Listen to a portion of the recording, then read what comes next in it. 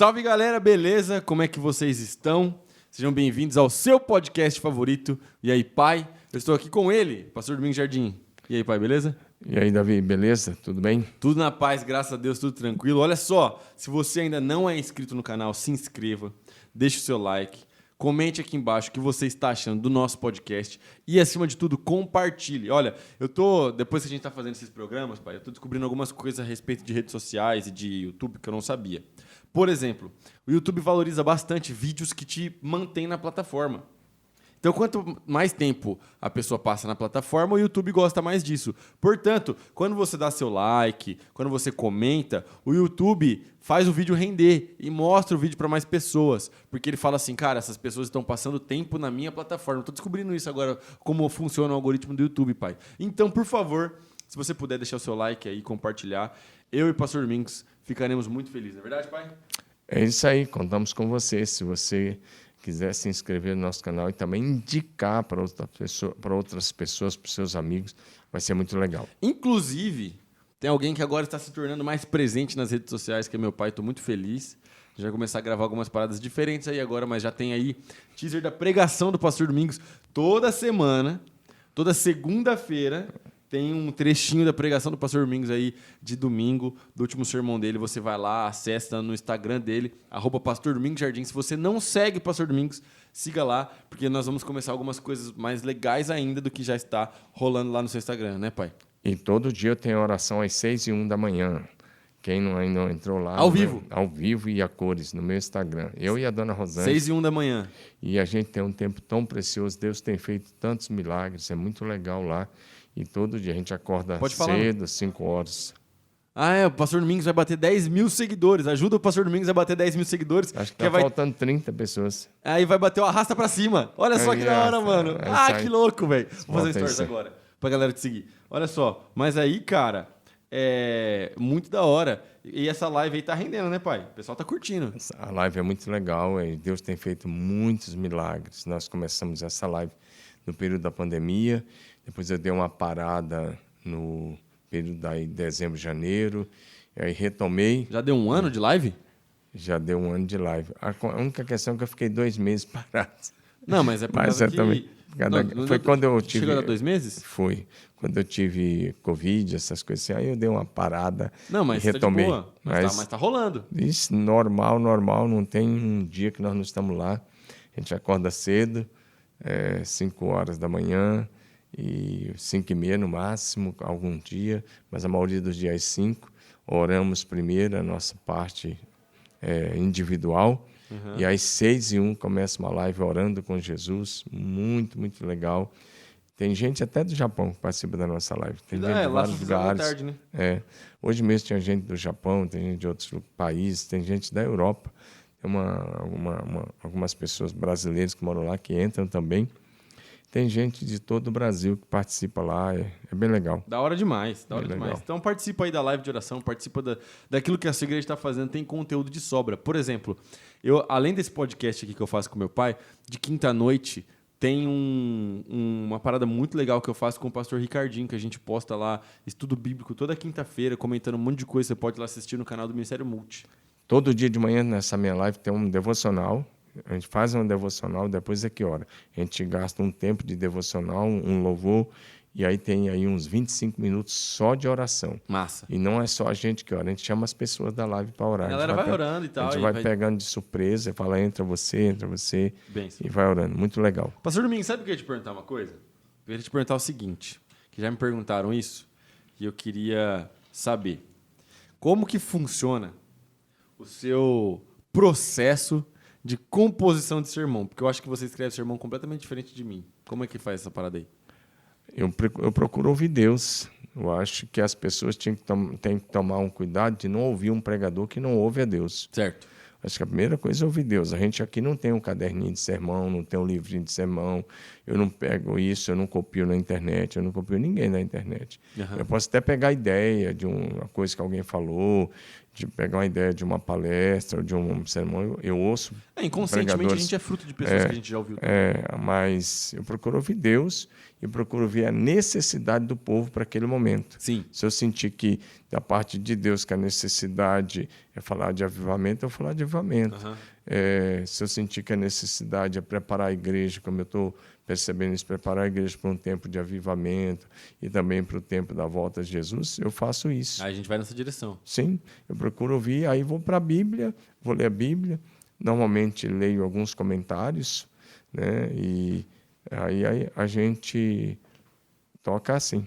É porque, por exemplo, eu também faço isso, só que eu faço de uma maneira que, assim, como eu faço devocional todo dia, né? Devocional, tipo, estilo devocional mesmo, né? Vai lá, lê a Bíblia, ora, para um pouquinho, depois anota. E aí, normalmente, o meu sermão de sexta-feira sai do meu devocional. Eu tenho um bloco de notas aqui, inclusive a gente estava olhando, e aí, normalmente, do meu devocional vai sair a palavra. Com você, mais ou menos, parece assim ou não? Sim, muitas vezes é fruto do devocional, fruto da leitura da Bíblia. É quase impossível se dizer que faz sermão sem leitura de Bíblia. Sim. Como é que você vai fazer um sermão se você não tem um tempo com Deus, um tempo com a Bíblia? Você segue ainda aquele roteirinho do seminário? Não, eu não sigo o roteiro do seminário mais. Como é que você está fazendo? Eu sigo... eu tenho a minha própria linha de fazer sermão. Eu gosto de um sermão muito bíblico. Eu gosto muito de enriquecer o sermão. Eu procuro ser bíblico do começo ao fim. Sim. Eu procuro colocar um texto bíblico ou um versículo bíblico para cada parágrafo.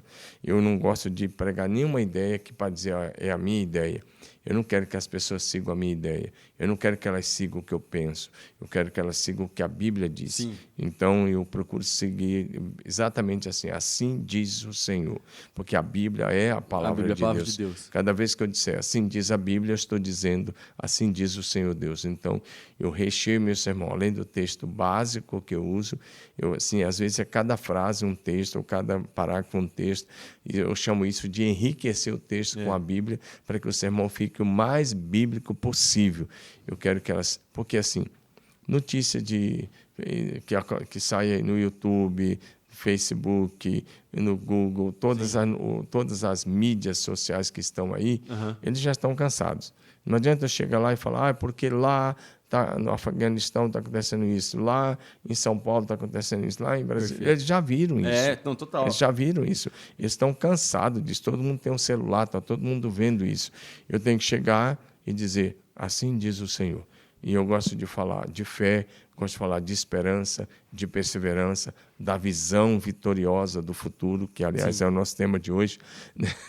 A visão era o tema de hoje, era o tema para ser visão vitoriosa do futuro. Eu gosto de encorajar o jovem a vencer, eu gosto de encorajar as pessoas a andar em fé, a confiar em Deus e a buscar os milagres do Senhor. Sabe por que é interessante você estar falando isso, pai? Porque, assim, por exemplo, na minha concepção, e eu tenho certeza absoluta que você concorda com isso, porque eu aprendi isso com você, tem que haver uma diferença entre o pastor e entre as outras vozes que se comunicam com as pessoas. Sim. Por exemplo, eu assisto só esporte, basicamente. Eu não vejo muita TV. O que eu assisto na TV é esporte e, às vezes, alguma série que a Jamila quer assistir comigo, tá alguma parada assim, mas é mais difícil, porque a gente tá sem tempo para ver série. Inclusive, a Jamila fica brava comigo, porque ela começa a ver uma série comigo e depois eu não consigo mais assistir. Você está entregando ela aqui. Aí, não, eu não tô entregando, tô falando a verdade. Mas sabe o que é a parada? Uma palavra, óbvio que a gente vai motivar as pessoas, a gente sempre tem algo positivo a dizer e para abençoar as pessoas. A gente sempre vai tentar trazer essa palavra. Porém, é o seguinte, mensagem motivacional, todo mundo já fala. Eu falei de esporte porque, por exemplo, eu vejo os técnicos. Às vezes eu vejo um técnico de futebol americano. Os caras falam bem. Aí eles falam depois da entrevista. Você vê a coletiva dos caras com o time. Eles falando... É bonito, é inspirador. Agora, eu não sou o técnico de futebol americano. Quando o cara entra na igreja, seja na nossa, ou seja qualquer outra igreja, e ele ouvir outra coisa que não seja sobre Jesus, então aí não fez diferença nenhuma. Porque palestrante por palestrante tem um monte. É por isso que eu estava te perguntando a respeito do sermão e da composição do sermão e tudo mais. Porque a nossa missão é sempre pregar o evangelho de forma prática, de forma aplicável, de forma que essa pessoa consiga compreender e viver a fé no dia a dia dela, mas é a mensagem da fé, é a mensagem sobrenatural.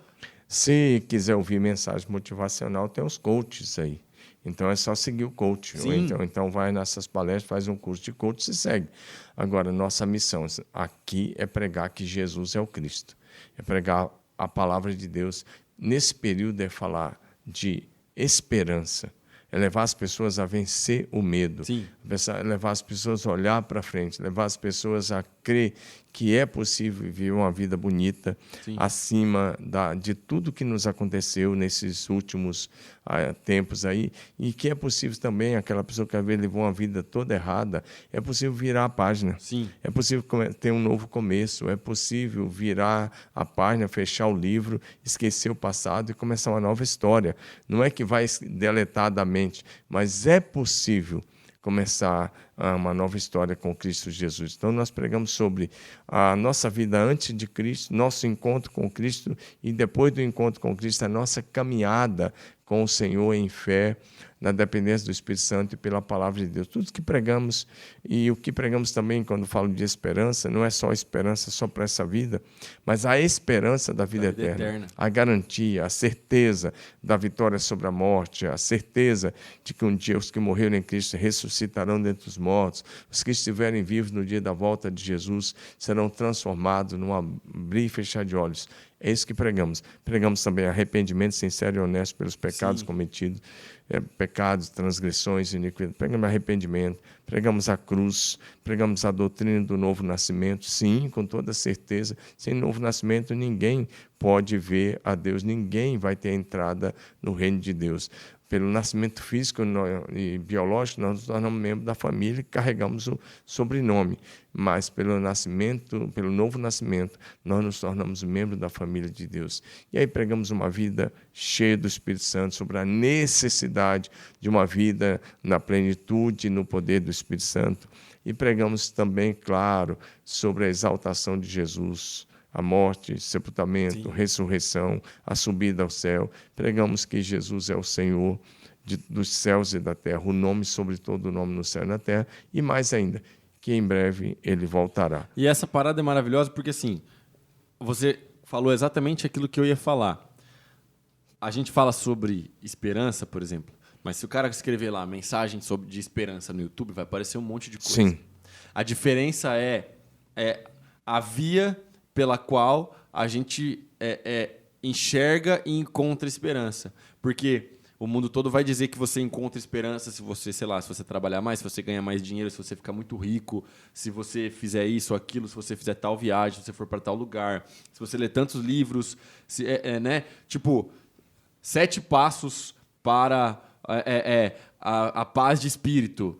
8 passos para uma vida, não sei o que lá das quantas. Beleza, cara.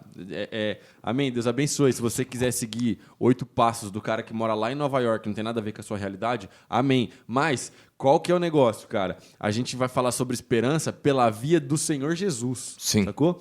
Então, aí a gente olha para a palavra e vê o que a palavra de Deus tem a me dizer a respeito da esperança. Então, a palavra de Deus vai me dizer que quando eu deposito a minha esperança no Senhor Jesus, essa esperança é como uma âncora. Então, só aí a gente já tem uma parada muito mais legal para a gente pensar, bom, qual que é a função da âncora? Ela mantém o barco no lugar. Então, a minha esperança em Jesus vai me manter no lugar certo. Que lugar certo é esse? É a vontade de Deus. Olha só que coisa maravilhosa. Então, a gente olha para a palavra de Deus, e a palavra de Deus ela é viva, ela é eficaz, e ela traz uma mensagem poderosa ao nosso respeito. Agora, a gente tem que olhar para a palavra de Deus sempre encontrando Jesus, porque também tem gente que usa a palavra de Deus sem encontrar Jesus, pai. Esses dias eu estava vendo, por exemplo, uma live no Instagram de um cara, e ele é esse consultor financeiro e tal, de ações e tudo mais, e o cara falou assim, pai, desse jeito, no Instagram não, perdão, no YouTube, ele falou assim, tudo que você precisa saber para ser rico foi um cara que escreveu na Bíblia lá no livro de Provérbios, e o nome dele é Salomão. E aí ele fez uma série de lives no Instagram dele. Ele fez um mês inteiro lendo um capítulo de Provérbios por dia, apontando para esse negócio de ganhar dinheiro, mercado financeiro e tal. Tirando completamente a parada daquela sabedoria, que é a sabedoria que aponta para Jesus. Mas olha só que maluquice, cara. Então, se a gente não tomar cuidado, tem pastor, teólogo, pregador caindo nesse erro e usando a sabedoria bíblica sem apontar para Jesus, entendeu? Os princípios de Deus vão funcionar em qualquer lugar, de qualquer forma. Princípio é princípio, né? Agora, os princípios estão aí. O grande problema é quando você começa a usar os princípios de Deus sem uma experiência real, pessoal e prática com Jesus. Então, é a mesma coisa de quem pega os princípios de Deus sobre a família, sobre o casamento, sobre a educação de filhos. Vai funcionar? Vai. Se você, por exemplo, aplicar os princípios da Bíblia sobre o casamento, o seu casamento vai ser melhor? Vai.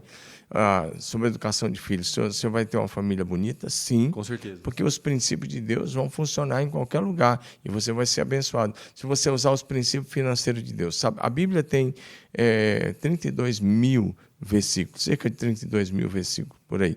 Sabia que desses 32 mil versículos, 2.350 versículos falam sobre finanças ou administração financeira? São parábolas, são histórias e ensinos diretos também sobre administração financeira.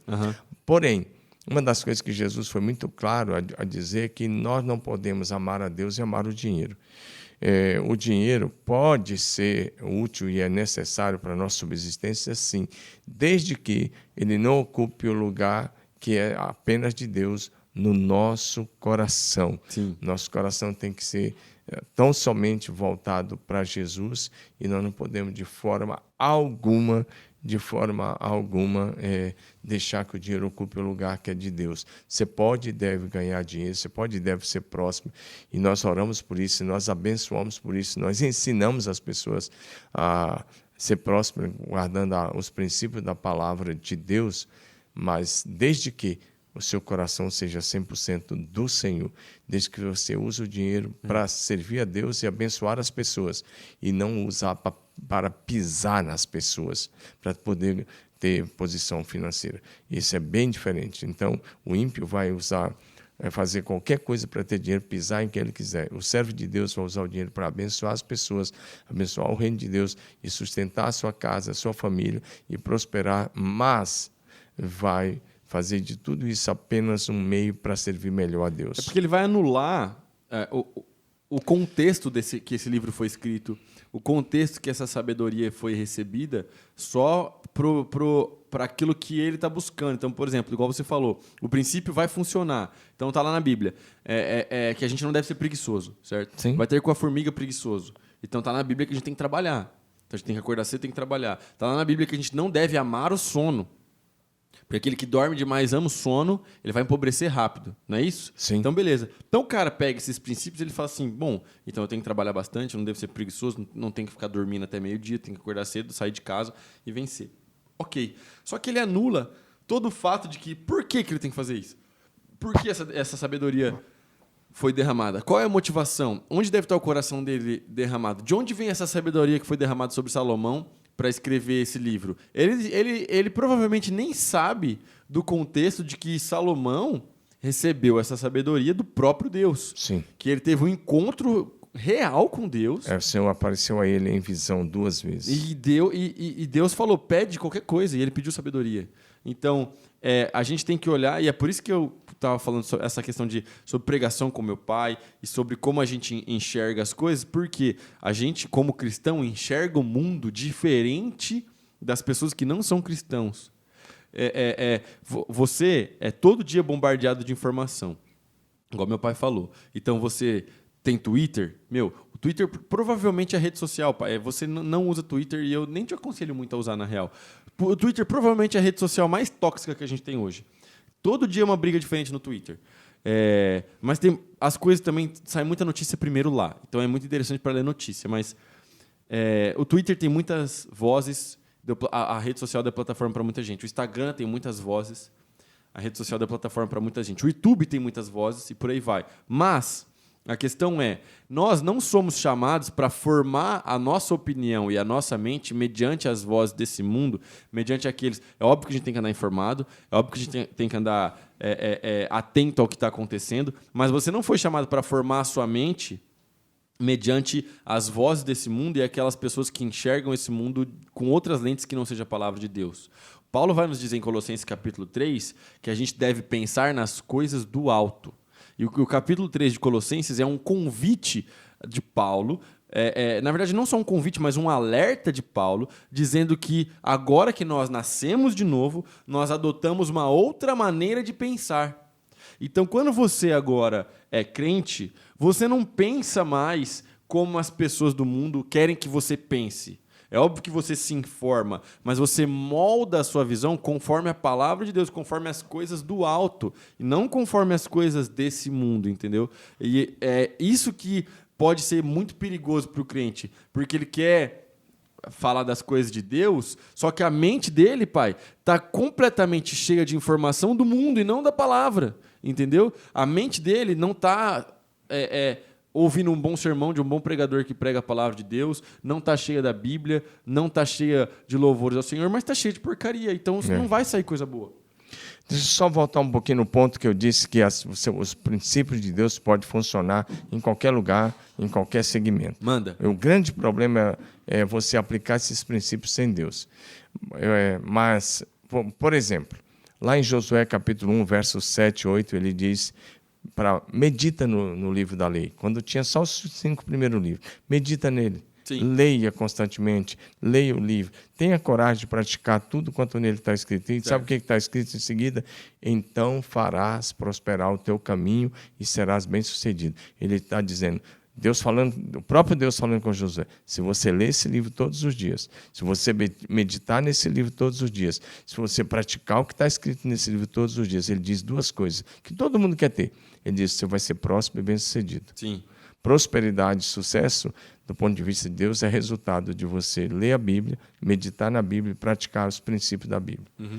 E você pode, como eu disse, praticar esses princípios, ser um servo de Deus, ser muito próximo, muito bem-sucedido, ou você pode praticar esses princípios, aplicar melhor. Prosperidade não é só ganhar dinheiro, sim, é muito mais sim, que isso. Prosperidade na família, no casamento. Em todas as áreas. Ou você pode aplicar esses princípios sem Deus. Você pode pegar lá a lei e falar, eu vou aplicar isso aqui. Uhum. Vou te dar um exemplo clássico, conhecidíssimo na história. Mahatma Gandhi. Foi o homem que levou a Índia à independência sem armas. Sim. Ele colocou, eu vou levar a Índia à independência sem armas. Sabe o que a história, a biografia dele diz? Que ele lia o Sermão do Monte, o Sermão da Montanha, 2 vezes por dia.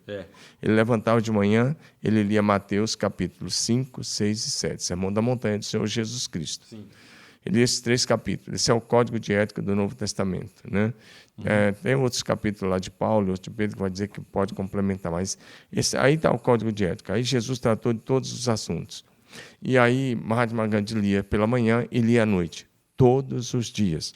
A partir da leitura do Sermão da Montanha, ele colocou no coração que ia levar o seu povo à independência da Inglaterra, do Reino Unido, a Índia sem armas. E ele fez uma campanha e ele viveu isso. Ele aplicou os princípios do Sermão da Montanha. Uhum. Por exemplo, um dos princípios lá, se alguém te ferir numa face, oferece a outra. Uhum.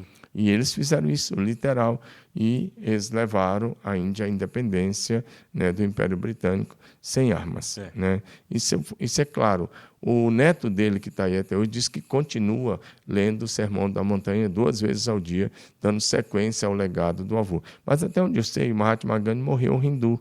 Ele era um hindu e ele morreu na prática do hinduísmo. Mas o que ele fez? Ele lia o Sermão da Montanha, aplicou para aquilo que ele queria, aplicou para a vida dele, para o convívio dele, mas ele não se converteu. Mas aplicou e funcionou. E levou uma nação enorme à independência, baseado nos princípios de Jesus, escrito por Mateus, sem Jesus. Ele aplicou os princípios de Jesus sem Jesus. Agora, nós temos outro que eu citei aqui no último podcast, que foi o Dr. Martin Luther King Jr., que era um pastor batista. Sim. Aplicou os mesmos princípios, só que com Jesus. Com Jesus. Ele era um pastor que se tornou um militante contra todo o racismo, a segregação racial norte-americana, e conseguiu vitórias muito importantes, tanto na Suprema Corte americana, quanto no Senado, quanto a mudança de lei. que quando ele começou, a situação era bem difícil, né? Nas escolas, nas faculdades. E ele começou dizendo, eu sonho com um dia que eu quero ver negros e brancos no mesmo ônibus, dividindo o mesmo assento, não os negros lá no fundo e os brancos lá na frente. Eu sonho com um dia que os negros poderão sentar na mesma sala de aula, sem preconceito. E ele começou falando do sonho, aquele famoso sermão dele, eu tenho um sonho, em português, né? Eu tenho um sonho. I have a dream, né? Eu tenho um sonho. E um discurso muito famoso dele, e ele começou a escrever do sonho que ele tinha para a raça dele. E ele conseguiu tudo isso e, inclusive, acabou morrendo, assassinado covardemente por causa desse sonho que ele desenvolveu. Mas a diferença é que ele era um homem de Deus e deu a vida por esta causa, que era uma causa nobre, e ainda é uma causa nobre. Então, você pode aplicar os princípios de Deus com Deus, você pode aplicar os princípios de Deus sem Deus, em qualquer área, vai funcionar. Mas nós não ficamos pregando para simplesmente, você tem que ter autodisciplina, sim, para ler a Bíblia, você tem que ter autodisciplina. Para orar, você tem que ter autodisciplina. Para jejuar, você tem que ter autodisciplina. Senão você não ora, você não lê Bíblia e você não vai ter vida com Deus. Mas é muito mais forte do que... Só queria dizer que Jesus não veio para tornar a nossa vida melhor. Isso que eu ia falar, pai. Jesus não veio para tornar, simplesmente para você ter um casamento melhor, para você ser próximo financeiramente, ser próspero na família, ser próspero. Não veio para te fazer próspero na família, simplesmente fazer próspero no seu negócio, fazer você próximo, próspero, quase não estava saindo, fazer você próximo em toda... Não foi para isso que ele veio. Também faz parte do pacote, mas não foi para isso. Jesus veio buscar e salvar o perdido. A humanidade estava perdida e Jesus veio para nos salvar. A essência do Evangelho é a eterna salvação em Cristo Jesus da nossa alma, é a nossa eternidade com Deus, é a nossa volta para a casa do Pai. Porque senão você vai viver só para esse mundo, vai se tornar orgulhoso, arrogante, egoísta, vai enriquecer e vai perder a sua alma. De que adianta ganhar o mundo todo e perder a sua alma? É isso, é porque assim, os princípios de Jesus, sem Jesus, o que acontece é que fica tudo voltado para o ser humano. Sim. E o cristão, na verdade, ele aprende e ele vive de uma forma exatamente oposta a isso, porque a gente aprende que a nossa vida não deve ser centralizada em mim, em quem eu sou, no que eu quero fazer, nas minhas vontades, sabe? Igual, por exemplo, e eu já vi pastor falando sobre isso, tá? O pessoal falando assim, que você tem que buscar se tornar na sua melhor versão de você mesmo. Eu não estou buscando me tornar a minha melhor versão de mim mesmo, porque só eu, por conta própria, eu sou muito pecador. O que eu preciso é buscar me tornar cada vez mais parecido com Jesus. Acho que eu já até falei sobre isso aqui, mas quanto menos Davi e mais Jesus, melhor.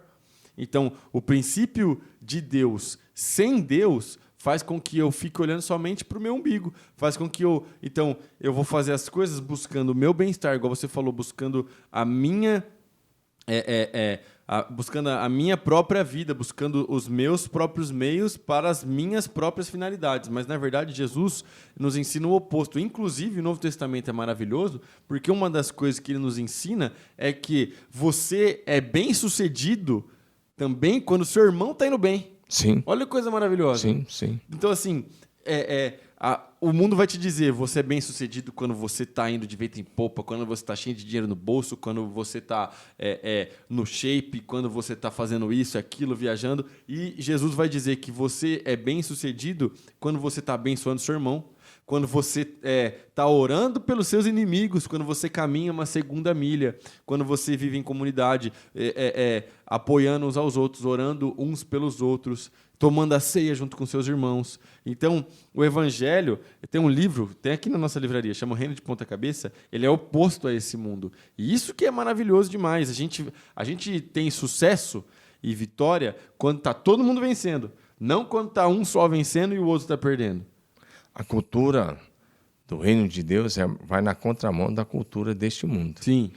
Nós viver o Evangelho é viver a contracultura deste mundo.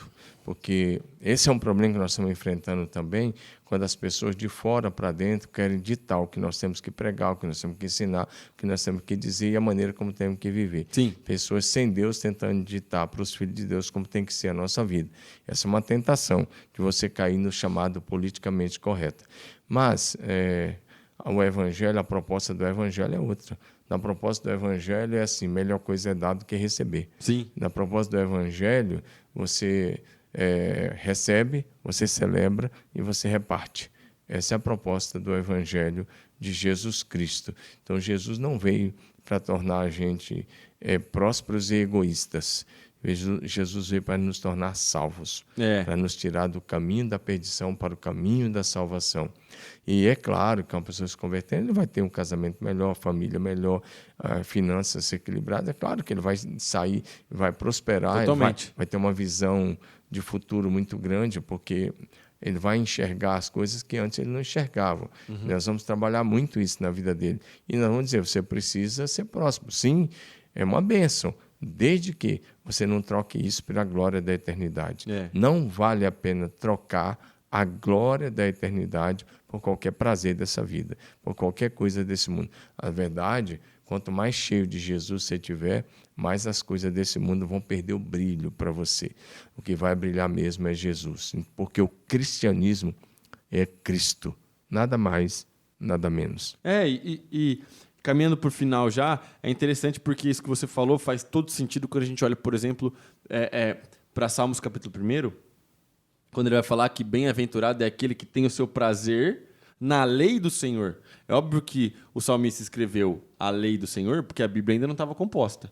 Mas hoje a gente tem Gênesis ou Apocalipse. Então, bem-aventurado é aquele que tem o seu prazer na palavra de Deus. Sim. Bem-aventurado é aquele que medita na palavra de Deus de dia e de noite. Esse bem-aventurado, mais que feliz, abençoado, ele é como uma árvore plantada na beira de um riacho, certo? Então, essa árvore ela nunca vai morrer, ela nunca vai se secar, ela nunca vai murchar. Ela vai ter as suas folhas bem verdinhas, ela vai ser uma árvore bem saudável. Ela vai dar fruto no tempo certo. É isso que o Salmo diz. Vai dar fruto no tempo certo e tudo que fizer, ele vai ser bem sucedido. Tudo que fizer, ele vai prosperar. Então, essa árvore somos nós, né? Nós somos Jesus, a jardineira e as árvores somos nós. Tem um meme antigo isso aí. Mas, enfim, essa árvore somos nós plantados na beira do riacho, que é a palavra de Deus, regados pela palavra de Deus, e assim a gente dá fruto no tempo certo. Quando a Bíblia fala de fruto, não é só ganhar pessoas para Jesus, claro que é, mas fruto também é fruto de transformação pessoal. Gálatas 5:22, os frutos lá que a gente tem, são frutos que eu tenho que dar, entendeu? De mudança de mente e mudança de comportamento. Então aí a gente dá esses frutos no tempo certo e assim a gente glorifica Jesus. É isso aí mesmo. E não é só isso. Se você está em Cristo, você tem que produzir fruto digno do arrependimento. A sua vida velha e a sua vida nova. Sim. Se você está em Cristo, então tem que produzir fruto digno de arrependimento. Porque senão você vai simplesmente ser um religioso. Nós não estamos aqui para formar você um religioso. Nós não queremos que você seja um religioso. Nós queremos que você seja alguém que a cada dia vai sendo transformado de glória em glória, de fé em fé, de revelação em revelação, de poder em poder, na mesma imagem e semelhança de Jesus. Então, nós não queremos que você seja um religioso, mas nós queremos que você seja alguém simplesmente parecido com Jesus Cristo. Porque em Jesus, nós vemos Deus como Ele é, e nós vemos como cada um de nós deveríamos ser. Jesus é o padrão e o modelo a ser seguido. Por isso eu disse, eu repito, o cristianismo é Cristo, nada mais, nada menos. É isso, Pai. Hebreus capítulo 1 vai dizer que Jesus é o resplendor da glória de Deus. Então, tudo aquilo que a gente quer saber sobre Deus, a gente olha para a vida de Jesus, a gente olha para a palavra. A Bíblia é o livro sobre Jesus, que nos revela Jesus, que nos revela quem Deus é, que a gente possa viver com essa lente, que você possa viver dessa forma, olhando para Jesus, vivendo para Jesus e glorificando Jesus. Esse é o nosso chamado. É para isso que a gente faz igreja, é para isso que a gente está aqui. Não tem outra coisa que a gente queira, a não ser que você que está aí nos assistindo se torne cada vez mais parecido com Jesus, tenha um encontro real e diário com a pessoa do Senhor Jesus. Se você quer saber mais sobre Jesus, nos procura aqui na igreja. A gente tem culto domingo, 4 horários, 8h30 da manhã, 10h30 da manhã, 5 da tarde, 7 da noite. Na sexta-feira tem um multi, às 8 horas, para a galera adolescente de 12 a 17 anos. No sábado tem o DIP para a galera de 18 para cima, os jovens. Cara, tem culto pra caramba na igreja. Terça-feira tem o Terça Plena, uma noite maravilhosa, especial, com uma mensagem para cima, cheia do Espírito Santo, para motivar o seu coração. Então, assim, nas quartas tem célula, igreja nas casas, curso de família. Mano, a igreja está acontecendo para fazer com que você compreenda quem Jesus é. Não se esqueça o que Jesus fez por você, quem você é e o que Ele quer que você faça. Beleza? Tamo junto. Deus te abençoe. Leia a Bíblia para ser sábio. Pratique a Bíblia para ser santo. Em Jesus Cristo, você pode confiar. Tamo junto. Valeu. Deus abençoe.